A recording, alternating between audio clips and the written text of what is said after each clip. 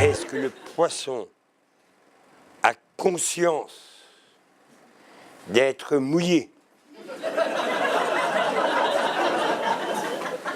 On ne nous dit bien. Je vois qu'il y en a qui se font chier le dimanche. C'est encore le Dominique qui culbute une domestique. Ça ne va pas durer longtemps. L'avion pour Paris l'attend. Il y a une belle hôtesse dans la queue. Mais ce sera le contraire d'ici peu. Chérie, le bœuf, il est pour nous, le bœuf, il est pour nous, on va retourner chez le bœuf, on va l'autre. Ah, mais t'es pas en fourrure. La nuit, c'est pas en fourrure. Hein? T'es pas épilé. Bon, c'est pas grave. Eh ben oui, voilà, me voilà parti pour faire mon cabaret quotidien, qui n'est pas toujours le même, ça dépend des demandes. Une fois c'est à Montmartre, là c'est à Montparnasse, une fois c'est dans le quartier latin. Voilà, ça change, je change ma route, je fais des calculs pour gagner du temps. Et là, mais le soir ça roule bien. C'est ça qui est bien. Paris la nuit, c'est un régal.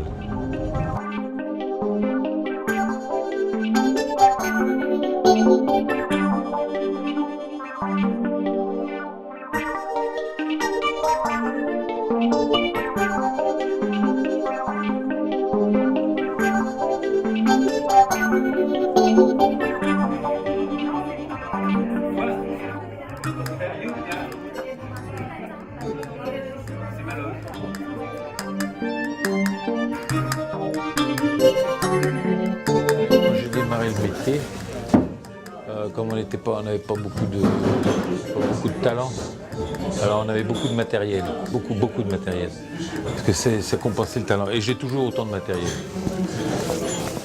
C'est le gilet, vous regardez le gilet, c'est ça. Vous êtes sur le gilet, vous dites c'est quoi? C'est du bœuf retourné. Ça se refait, c'est très tendance en Albanie. Regardez le truc, vous voyez. Ça moule le muscle. Bon, c'est mal taillé, mon ripoll là-dessus, mais ce sont des amis à moi qui fabriquent ça. C'est une association d'aveugles qui fait ça. Ah, s'ils pouvaient voir ce qu'ils font, ils le feraient pas, hein, c'est sûr. Ah non. Non, c'est une merde à porter. J'ai été les voir, hein. Ils m'ont pas vu, bien sûr. Alors, ils se blessent avec les aiguilles. Oh là là là là là. Laissez ça aux petits Chinois, ils sont là. Ah, ça pique. Oh, ça fait mal. Oh, ça pique le doigt. Oh, ça... J'aurais dit, mais enfiler des dés, il me dit, il veut pas. Vous dites pourquoi du bœuf? C'est ça, vous dites pourquoi du bœuf? Parce que ça se froisse pas. Le bœuf se froisse pas. Alors, tu dis connard à un bœuf, lui. Il se froisse pas. Moi, j'en ai acheté un carré comme ça, et j'ai fait le gilet dedans. Ma femme, elle a fait un string dedans. Dans la tête du bœuf, elle a fait. Oui. Ce qui me plaît surtout dans ce métier-là, c'est la scène, c'est la vie de scène, de saltimbanque, aussi bien dans le métier lui-même de scène, c'est-à-dire écrire des spectacles, les jouer devant un public et faire rire, etc., que dans la vie un peu de nomade aussi, de forain. Il faut aussi revaloriser l'image du fumeur. Ainsi, je constate qu'André Malraux, Albert Camus, Jean-Paul Sartre et Georges Pompidou étaient tous les quatre, malgré leurs petites divergences, de gros fumeurs très intelligents. En revanche, je connais personnellement un tas d'abrutis qui n'ont jamais fumé.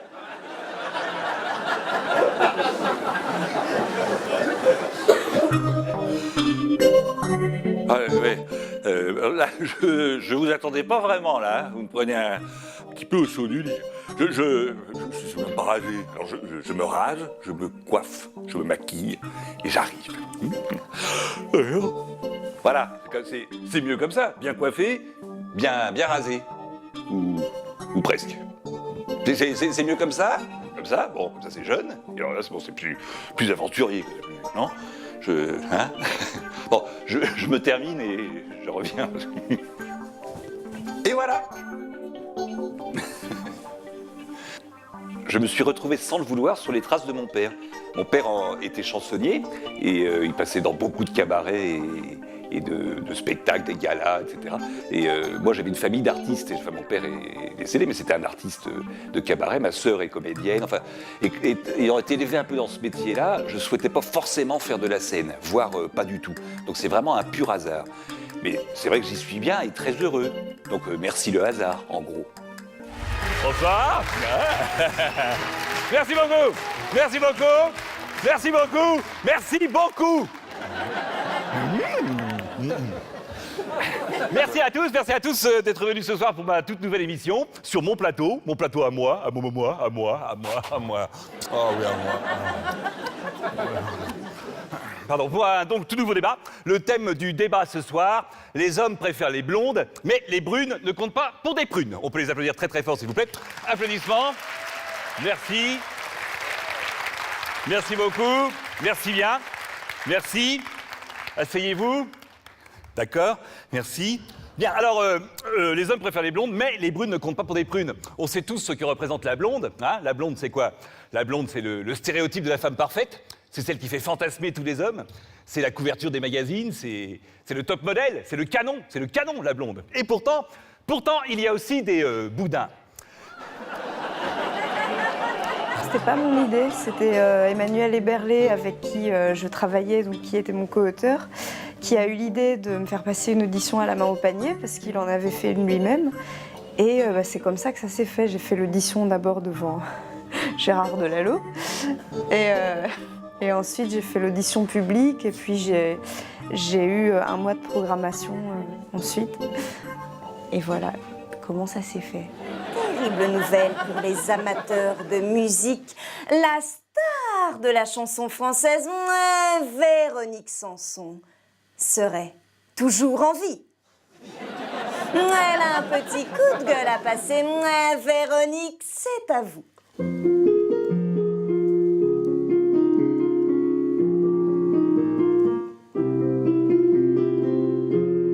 Y a tant de Roms et d'immigrés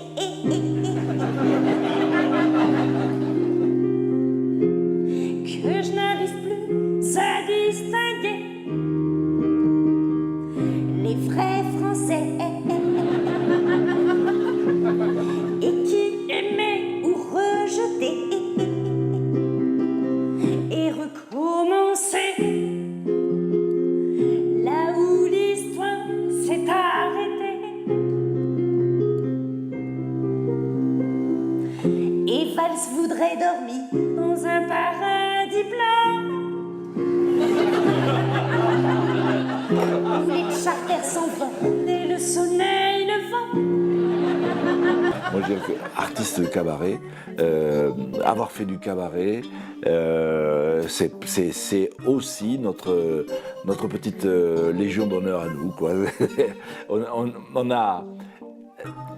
On n'est pas arrivé les premiers, ça c'est sûr. On est les derniers représentants, je dirais même les diplodocus d'un genre qui va mourir. Et peut-être raison de plus pour brandir haut et fort cette haut et fort cette étiquette. Voilà qu'une soubrette vient dans la salle de bain pour changer les serviettes et ne se doute de rien. Lorsque sa main légère décroche le peignoir, elle découvre une patère d'une forme un peu bizarre. C'est encore le Dominique qui fait sa culture physique et qui dit la bouche en cœur, passez-moi l'aspirateur. Ça va peut-être faire du dégât, mais je m'en fous, j'ai de bons avocats. Au PS, on appelle cet étalon viril le lapin du Racel et on loue son sex à pile. À la tête de la France, c'est sûr, et nous changerait. Pour une fois, quoi qu'on pense, il tient ce qu'il promet. Et certaines femmes socialistes disent pour un économiste, il se dépense un petit peu trop, car dans ce parti de macho, la rose a fané dans le poing. Ils n'ont plus que l'épine dans leurs mains. On peut avoir le succès tous les soirs sans être une star. Ça, c'est... Moi, je me classe dans cette catégorie qui n'est pas la plus mauvaise parce que je fais ce que je veux quand je veux. C'est vrai que le cabaret, l'avantage, c'est qu'il y avait toujours du monde. C'est-à-dire d'un jour à l'autre, pouvoir ajuster certaines choses, les améliorer, voilà, retirer. Enfin, la progression est beaucoup plus rapide, en fait. Et puis le contact avec le public, l'ambiance... C'est vrai que les gens sont très proches, donc on apprend à rebondir, quoi. C'est vraiment une super école parce qu'on apprend à avoir de la répartie. Une école d'humilité, quand on est en cabaret, on sait que les gens viennent pour plein de raisons au cabaret, sauf pour une chose, sauf pour moi, sauf pour ma gueule. Quand au cabaret, on est 4-5 artistes, ils viennent pour une ambiance, pour un truc, ils ne savent même pas qu'ils viennent boire au cabaret. Donc l'avantage du cabaret, quand on joue au cabaret, c'est qu'on est obligé de conquérir un public qui ne vient pas pour soi, en fait. Hein. Et ça, c'est une grande école. Je crois qu'on prend vite goût à s'amuser dans la vie. Et c'est très dur d'arrêter un jour. On est le seul métier, un des seuls métiers où on va jouer, quoi. On n'a jamais cette notion d'aller travailler. Et le jour où on l'a, faut arrêter de travailler, je pense. Hein. Il vaut mieux continuer à jouer, c'est plus rigolo. Si je continue à en faire, c'est parce que c'est vrai que j'ai plaisir à essayer des nouveautés avec le public. C'est ma salle de répétition privilégiée. Ça me permet d'entretenir la mémoire quand je vais faire des spectacles plus importants. Je fais des cabarets quand j'ai envie de le faire. J'en fais toujours, malgré tout, parce que c'est pas une drogue, mais c'est pas loin. C'est fabuleux. On a un métier fabuleux, moi je trouve. Je souhaite à tout le monde de faire ce boulot-là. C'est pas un boulot d'ailleurs. Le cabaret, c'est 30 ans de ma vie. Hein. D'abord comme directrice dans les années 80, puis même 90, puisque j'ai été directrice au pénitencier, puis chez ma cousine, avant de racheter à la fin des années 90 La Main au Panier. Donc c'est un bon morceau de ma vie. Dans les années 70, c'était presque un passage obligatoire pour un artiste de passer au cabaret, faire ses armes au cabaret, avant de s'ouvrir sur autre chose. Nu, sur la plage, à mon âge. Bon alors, comme ça, nu comme ça. Ah, ça fait du bien. Ah, le sud au cul, comme ça. Mais c'est drôle, bah oui, c'est drôle. Au début, je mettais mots fléchis, ça faisait rire personne. De la retraite, personne n'en sort vivant.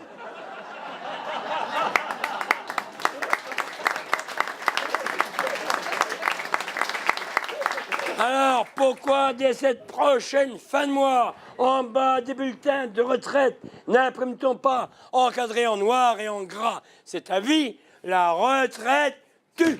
J'ai découvert dans son derrière, en expansion comme l'univers, les restes de son chihuahua et les hôtels de son papa. Elle aime toujours la poudre blanche, mais elle est très rarement étanche. Ne la traitez pas de grosse conne, mais dites juste Paris Hilton. Merci. Les hallucinations, il y en a plusieurs dans cette chanson. Par exemple, je vais pisser dès que tu m'ouvres une noix de coco. Je fais pipi et je vends du rhum. Puis elle aussi. C'est bizarre, depuis là-haut, de lécher ton mamelon.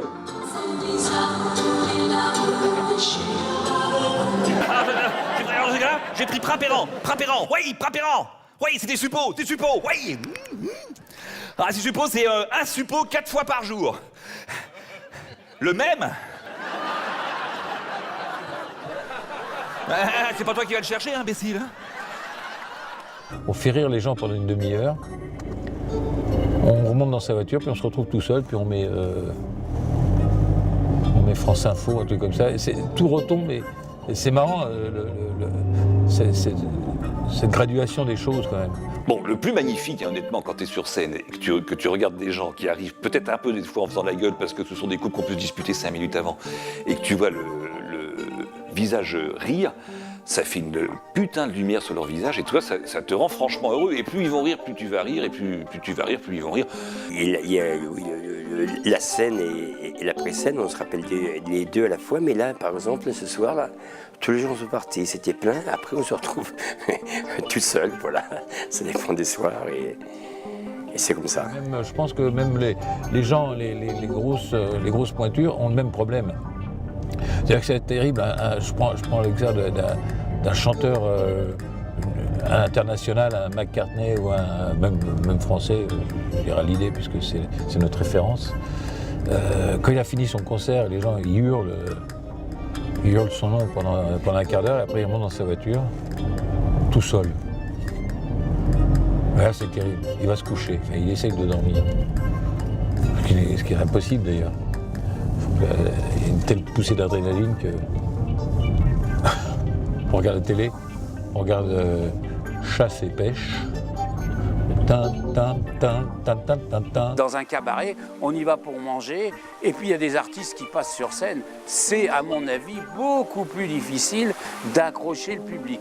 Le seul intérêt, le seul avantage dans des restaurants ou dans des cabarets, c'est que le lien avec le public est proche. Les gens sont à côté, sont proches, se touchent presque, et ça aussi, c'est certainement un plus pour eux, pour ces artistes de cabaret, que n'ont pas les grands. Il a emballé Ségolène, sa camarade de promo, et pris d'une fièvre soudaine, lui fit sans problème 4 beaux marmots. S'il existe des experts internationaux extraterrestres qui nous regardent et qui peut-être se moquent, ils doivent penser que l'homme est un pyromane qui met le feu à la forêt et qui, gros malin, pour ne pas se faire prendre, se cache dedans.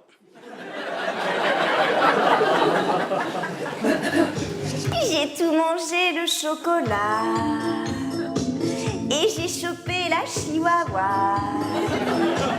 J'ai tout salopé le matelas et pas pu ravoir le sofa.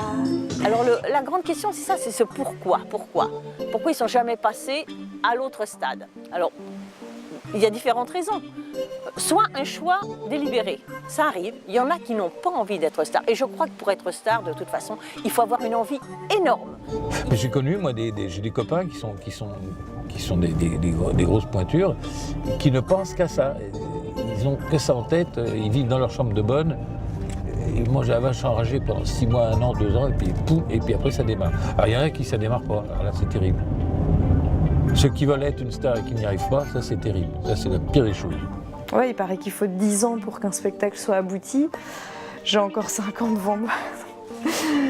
Non, bien sûr, mais je pense qu'il faut être prêt de toute façon pour rencontrer le grand public et que là, je suis encore un petit peu en rodage. Il y a encore certaines choses à améliorer, même si le spectacle tient la route, parce que sinon, on ne me proposerait pas de le jouer dans des grandes salles. Mais voilà, pour l'instant, je ne m'impatiente pas outre mesure. L'artiste de cabaret, il fait ses sketchs, il prend sa guitare, il joue lui-même, ils savent tout faire, entre guillemets. Et il manque quoi pour être star? Pas grand-chose, une équipe. J'avais pas de production. Et à un certain moment, il faut une production. Si on n'a pas de production, si on est tout seul, pour des raisons, disons, de fonctionnement, on ne peut pas appeler les médias soi-même. Donc, je n'avais pas de production, ça ne s'est pas passé. Puis, voilà, j'ai continué à faire mon boulot, mais sans médias.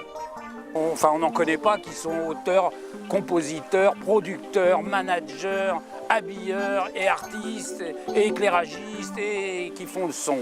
Donc, il faut une vraie équipe. Une vraie équipe, effectivement, ça coûte de l'argent. Et à partir de là, c'est là où les chemins divergent entre un artiste qui reste au cabaret parce qu'il n'a pas trouvé l'équipe, parce qu'il n'a pas un producteur qui est venu le voir et qui lui a dit « Tiens, j'ai envie de faire un bout de chemin avec toi ». La notoriété, c'est lié très souvent à la médiatisation, mais à mon avis, dans une carrière artistique, la notoriété, c'est juste un accident. C'est-à-dire que si on recherche la notoriété et qu'on n'obtient pas ça, on est super malheureux. Donc je pense que vraiment la notoriété, ça arrive, c'est bien, ça n'arrive pas, c'est bien. Rapide correction.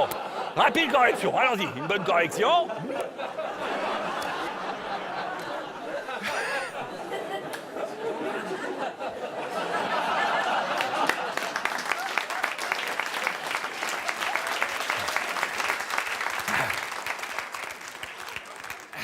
Alors 7, attention, ce n'est pas le chiffre, S-E-T-E, c'est pas. C'est un démonstratif.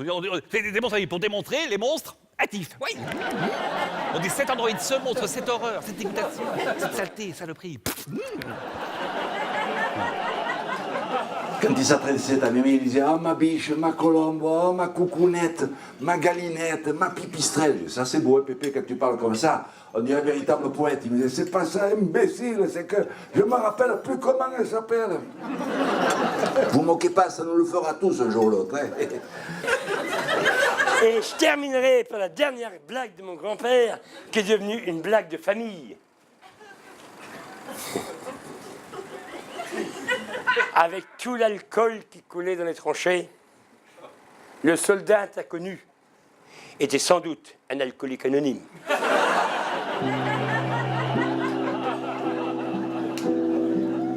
Pour trouver du toshi, tout est partout pareil. On prend le même métro vers les mêmes banlieues. Tout le monde a la queue leu. Moi je préfère le Lexomil et ma vie devient plus tranquille. Une bonne dose avec mon Porto et le monde est plus rigolo. Mais on est en dessous la rue.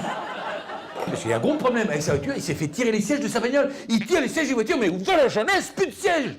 Le gars, il est rentré à l'intérieur, mais il dit, ça fait grand sans les sièges. Plus de sièges. Il roulait comme ça, il était comme ça. Il était assis sur le châssis, il avait fait cucu, 200 bornes comme ça. Il venait de Châteauroux.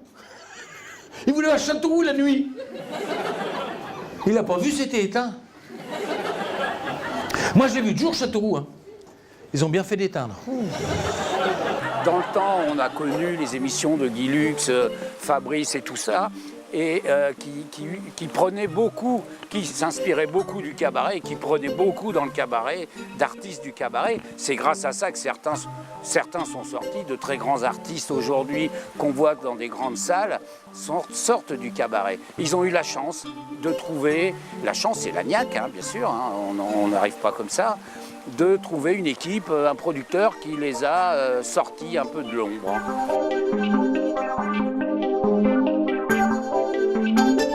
On arrivait à faire parfois 4 cabarets par soir, hein, c'était ça, hein, en gros.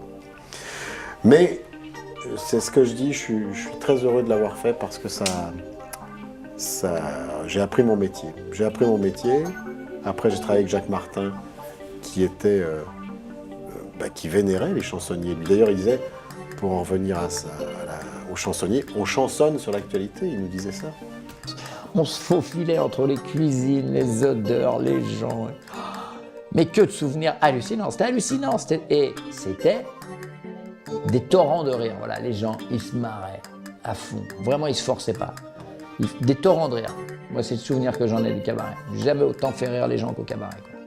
Et puis quand j'ai monté ces marches, j'ai pensé à tous ces immenses artistes qui ont débuté ou qui sont passés au Donka. J'ai pensé à Léo Ferré, j'ai pensé à Reggiani, j'ai pensé à Jacques Martin, Massia, Sardou qui a débuté là, tu vois. Et je me disais, comme le décor n'a pas changé, je pense qu'il ne changera jamais. Je montais ces marches en me disant, ils sont tous passés par là, quoi. Oh, c'est impressionnant, c'est impressionnant.